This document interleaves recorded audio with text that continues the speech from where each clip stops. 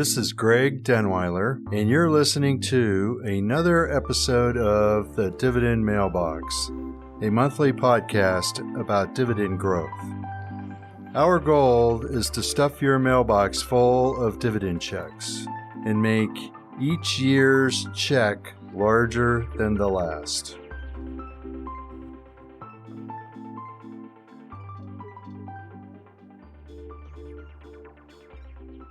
Welcome to episode 32 of the Dividend Mailbox.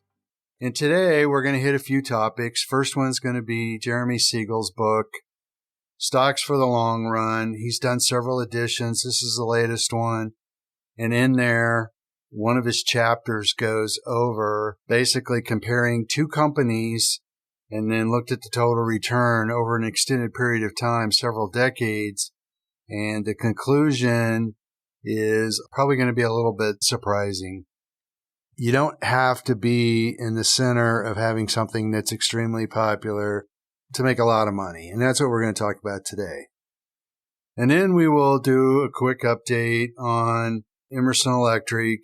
They did just have an earnings announcement. Looks like the stock is starting to improve as far as earnings. And for a dividend growth story, you have to have earnings growth.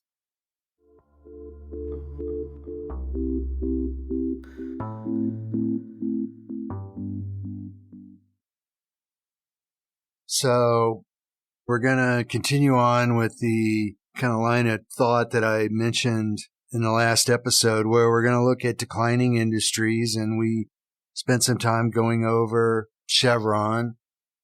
What I do want to stress, though, is you can still get extremely attractive returns when it's not a flashy industry like technology, where you've got these high growth, just extremely popular stocks.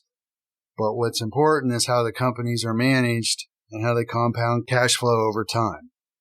And again, that's what our whole goal of this podcast is all about. So the best way I can illustrate this is basically just paraphrase out of Jeremey Seigle's book, Stocks for the Long Run, which came out originally in 1994, probably considered one of the classic investment books. And he's done several updates. The latest one he did last year. For those of you that are not too familiar with Jeremey Seigle, he taught at the Wharton School of Business, University of Pennsylvania, their MBA program. He's been around for a long time. He's kind of one of the go-to people as far as interviews on the business channels. And he's also been involved in some research that is included in the CFA, Chartered Financial Analyst program. Jeremey Seigle is also the chief economist for WisdomTree, which is one of the larger ETF managers out there. And WisdomTree manages DGRW, which is one of the ETFs that we use. And we have mentioned it several times in the past. So he is a very credible source. In Jeremey Seigle's revised edition of Stocks for the Long Run, he goes through in part 3 of the book, and he talks about Standard Oil and IBM. Now, unfortunately, the way I've set this up, you probably already know the outcome, but it's still great to go through it.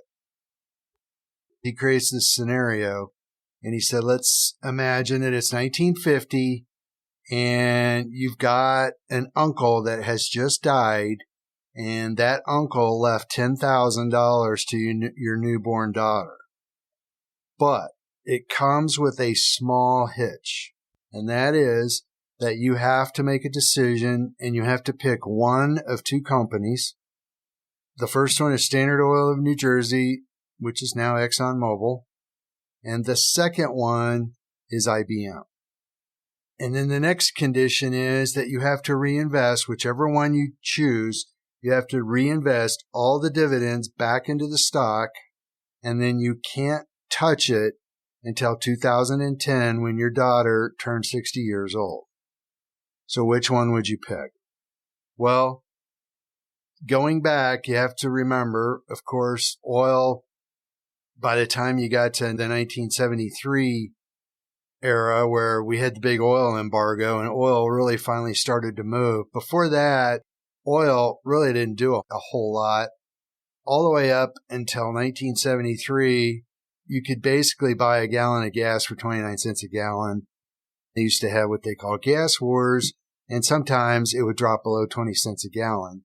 And that's where it stayed for the longest period of time. But then you had this company called IBM, which in the 1960s and 70s was a dominant, one of these high growth perception companies. And by the time you got to the mid 1970s, IBM was coming out with the personal computer. And this was a stock that everybody thought they should own. So here's what I'm going to do. And here's how Jeremey Seigle presents it. Not only do you have to choose between these two companies, we're going to give you the statistics of how they perform for the next 60 years. What that's going to do is hopefully make it easier for you to decide. And everyone wants tomorrow's Wall Street Journal, but sometimes that can be the worst thing that happens to you, and you're about to see one explanation of why. You're going to see how both companies perform, but what you don't know is what the total return is over the period or how the stocks actually performed. So first thing we're going to look at is revenue per share. And over the 60-year period, IBM's revenue grows at 10.6% a year. And Standard Oil of New Jersey grows at 8% a year. Then we're going to look at dividend growth. The dividend for IBM grows at 9.7% a year. Standard Oil's grows at 6.8%. Earnings.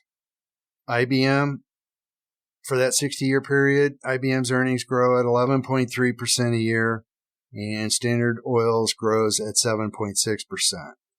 Now, again, I can't stress this enough, and if you've listened to very many of these, you should know that even these small percentages over a long period of time can make a huge difference. The difference between 7.6% and 11.3%, that's in effect basically 50% faster earnings growth. So that is a significant difference. Now, the final thing we're going to look at is, this is called annual sector change. And what this means is, IBM, over the next 60 years, the technology sector grows and becomes a bigger part of the overall economy, while oil actually slightly shrinks. So that's part of what I was alluding to earlier. Even though oil demand did continue to grow over that period, the actual sector of how it was represented in the marketplace in the S&P 500, it shrank by a little bit. So every one of these metrics favors IBM, and some of these are somewhat significant. But now we're going to get the second part of this. Going from 1950 onward, the average price to earnings ratio for IBM was 22.5. It was more expensive because it had higher growth, which is normally the way the market prices things. The average price to earnings ratio for Standard Oil was 13. So it was valued at not quite half. And the average dividend yield for IBM over that period was 2.2%. Average dividend yield for Standard Oil was 4.2%. So you started out with twice the dividend rate for Standard Oil as far as the percentage that it paid out. However, IBM's dividend grows at a faster rate, 9.7%. So even though Standard Oil's average yield is 4.2% at the start, because it only grows at 6.8% a year over 60 years, IBM's dividend does eventually surpass what you earn on Standard Oil. So Standard Oil is cheaper, both when you look at the PE ratio, basically how the stock trades to earnings, and then also the dividend yield. That is a significant factor. In fact, it's huge, because now we're going to look at what were the actual results, and you probably already know by the way I've set this up, but what you don't know is just how dramatic the numbers played out.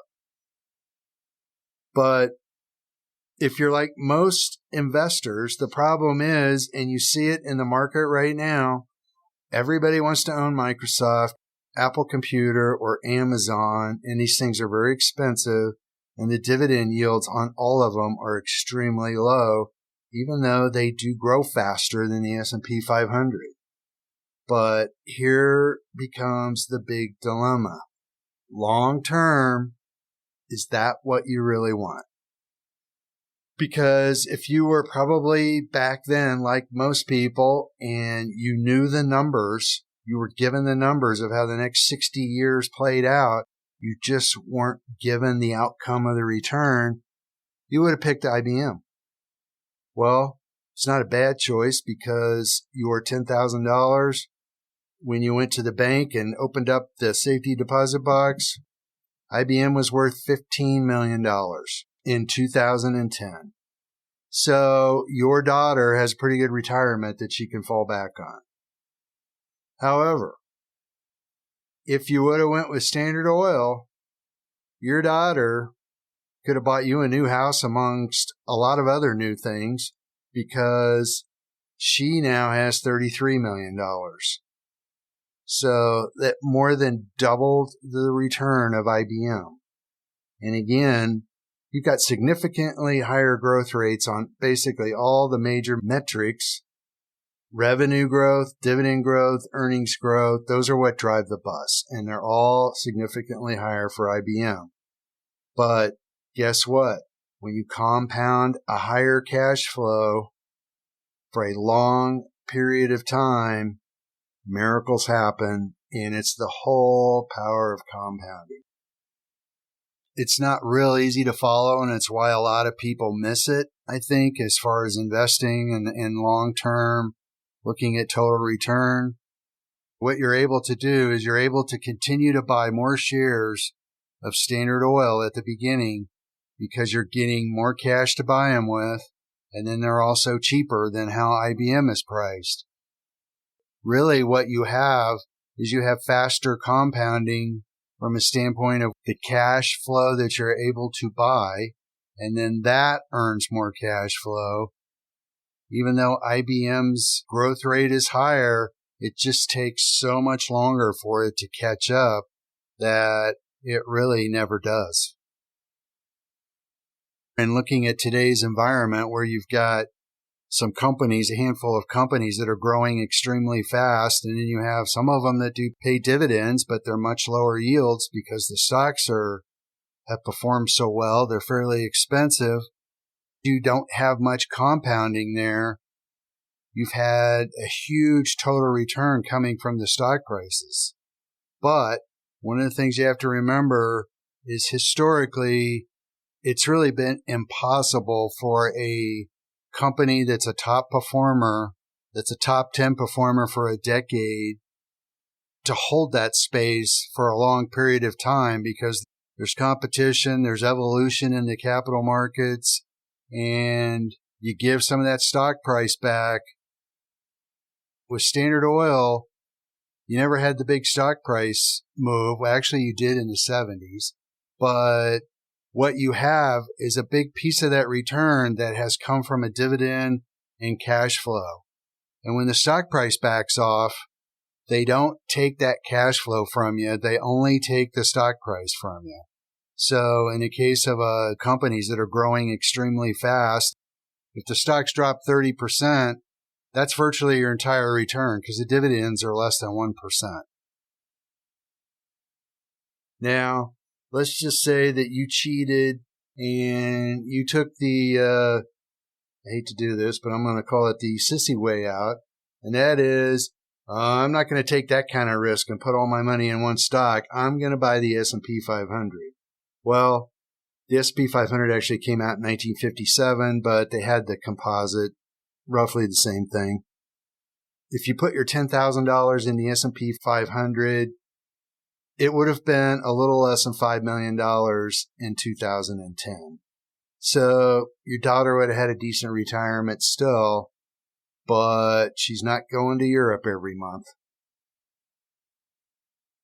So basically what this example is designed to do, and part of what Jeremey Seigle stresses, is that it's not about flash and it's not about finding high growth and what's really going to do good for the next 3 months or even next 3 years. It's what's going to continuously compound your money. I'm going to continue on the Jeremey Seigle train a little bit here. He wrote another book, and it's called The Future for Investors. And the subtitle is Why the Tried and the True Triumph Over the Bold and the New. It's a good book to read because one of the examples that he gives in there, and it's kind of along the same line, you don't have to have a lot of growth. You just have to have some growth. In fact, you really want a stock that doesn't move for several years and you're able to reinvest before it really starts to move up. And I was first introduced to this concept when I read the book because it really is kind of a light bulb that goes off and it's extremely hard to practice. He goes through an example where the best thing that can happen to you is you buy a stock, it immediately goes down and it stays down for the next 10 years, i.e. Standard Oil, and you continue to reinvest those dividends at lower rates and you're getting a higher yield because the stock price is less and the dividend grows. And then at the end of that 10-year period, the stock gets revalued. It shows some growth potential. It's what happened to Microsoft in 2000 and 2006. The stock was at $23, didn't go anywhere. It was really lagging the S&P 500. This thing was trading at 10 times earnings. You could buy it at that valuation for about 5 years. Well, we all know what happened after that. And that's how you can really make a lot of money. And that's the example that Jeremey Seigle goes through in his book, The Future for Investors, how it's all about compounding and it's not all about your statement going up every month and feeling better about yourself. I think I should also add, in full disclosure, our particular practice as far as how we manage these portfolios, we don't take the dividend and turn around and reinvest it into the same stock. We will look for other situations that are cheaper or more attractive, or if the current stock is still attractive, we like to choose what we pay for it and when. And that's also partly how we continue to diversify the portfolio. So on that note, declining industries can still do extremely well. They tend to have much cheaper stocks.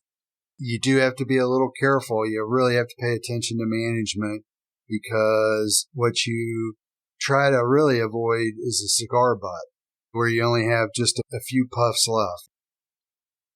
It's really stressing, is the dividend sustainable and can they grow it? And really focusing on trying to get that 7% growth rate a year, which will double your money, double your income in 10 years. So now I would like to transition into one of the companies that we've mentioned in the past is Emerson, and it's one that we hold. One of our goals of this podcast is to be transparent and look at, okay, if a company is having an issue, what does that look like? What's the catalyst need to be for it to turn around? How is it potentially going to affect the sustainability of the dividend? And just look at the ways that these investments play out because they are always evolving. We've covered Emerson twice before, and I would encourage you to go back and listen to episode 17 when we first mentioned it. They had the dividend growth when we originally bought it. It went into the model portfolio in 2012. It was really more of an industrial-oriented company. They manufactured measurement equipment in the oil and gas business, pressures, flows. They had a garbage disposal company, but they've sold that off recently. One of the things that's happened, they basically tried to reinvent the company, go into some higher growth areas, go into more software-based stuff. And it really has been a several year transition. And while they've been doing that, one of the things that happened, and you see this frequently, is they only raise the dividend by about a penny a year, sometimes a half a cent a year, just to keep their 60 plus year track record of dividend growth intact. But that's not why we own these things. We had it on our watch list because we weren't getting dividend growth. And we're at that point now where, look, we need some dividend growth and we need earnings to grow relatively significantly to get us back on track, or this is one that we may have to swap out for something else. Well, they just reported the quarter. They really, I'm not going to call blow it out, but they had a really strong quarter. They're showing a definite turnaround there. They got earnings projections this year of $5.30. They pay a $2.10 dividend. If you look at the dividend payout ratio for the last 20 years, they pay out about 50%. Actually, it's 55%. So if you just get a 50% payout on $5.30, that's $2.60. That's like 20% dividend growth right there. If you go out to the estimates in 2026, they're at $6.15. They may go up a little bit because of the earnings today. They're projecting higher growth rates. 50% of that is $3.05. That's a 45% higher dividend than where it is right now. So that's 2 years out. But of course, one of the remaining questions is, they're showing where they have more earnings growth now. The payout ratio is improving. They've got room to grow the dividend, but we got to see how friendly they are to shareholders and focus more on shareholder return. It's one of the things you always worry about as an investor is how a company spends its free cash flow. Are they going to look to continue to acquire? Are they going to focus on buying back stock? Or are they going to put energy into growing the dividend and get it back more towards the 6 to 10% range where they've been in the past? Personally, I think that they will start to raise the dividend at a faster rate. The precedent for this company going back decades, really going back all the way to the turn of the last century, this company has been a dividend-oriented story. So from that standpoint, I would put some weight in it. But the reason why I can't sit here and be certain about it is because they do have a new management team in there, and they are definitely growth-oriented. What we're interested in is a balance of the two. We'll have to see if that's where they're at.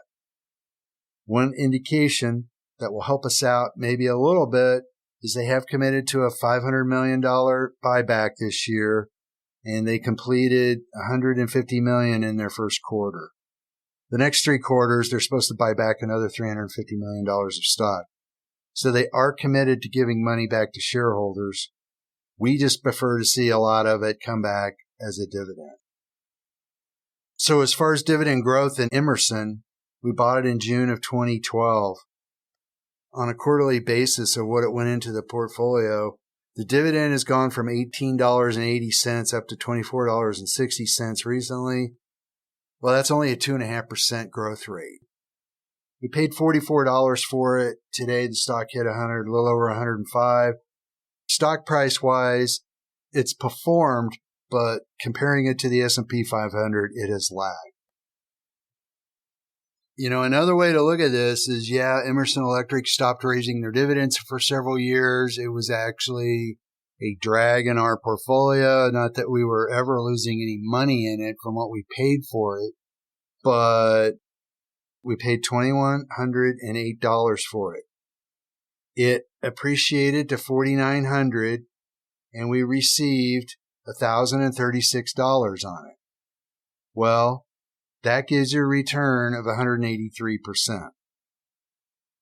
Here's another way to look at this. you could realistically say that we took the cash flow out of Emerson Electric, and, roughly a year ago, some of that cash went into Williams-Sonoma, which has been a double for us since then. And if you purchased Microsoft in 2012 with some of these dividends from Emerson Electric, you're way ahead of the S&P 500 right now. So it's always a portfolio story.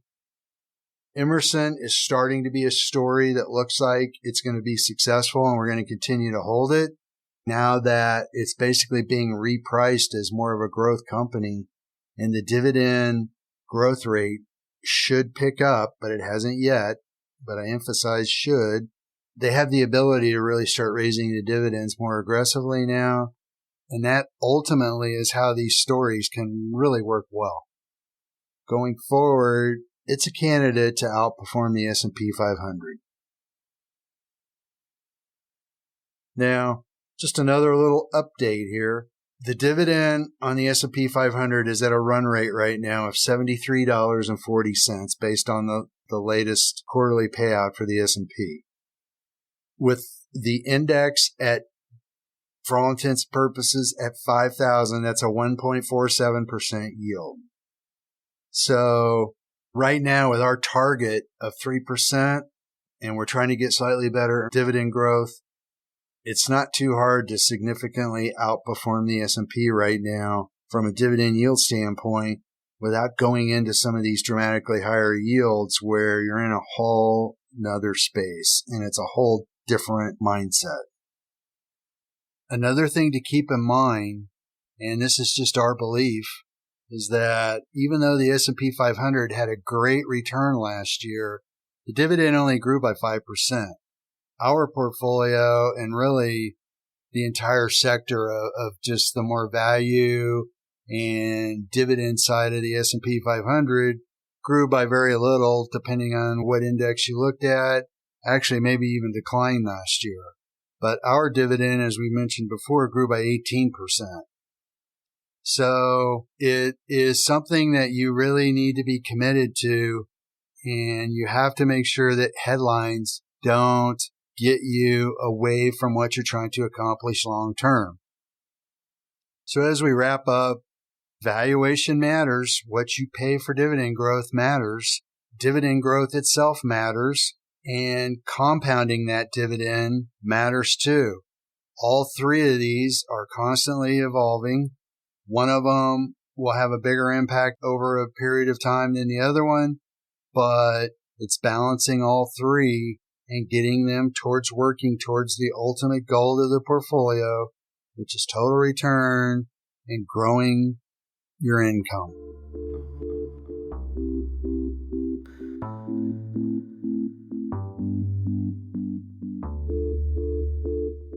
If you enjoyed today's podcast, please leave us a review and subscribe. If you would like more information regarding dividend growth or our investment strategy, please visit growmydollar.com. There you will find previous episodes and also our monthly newsletter.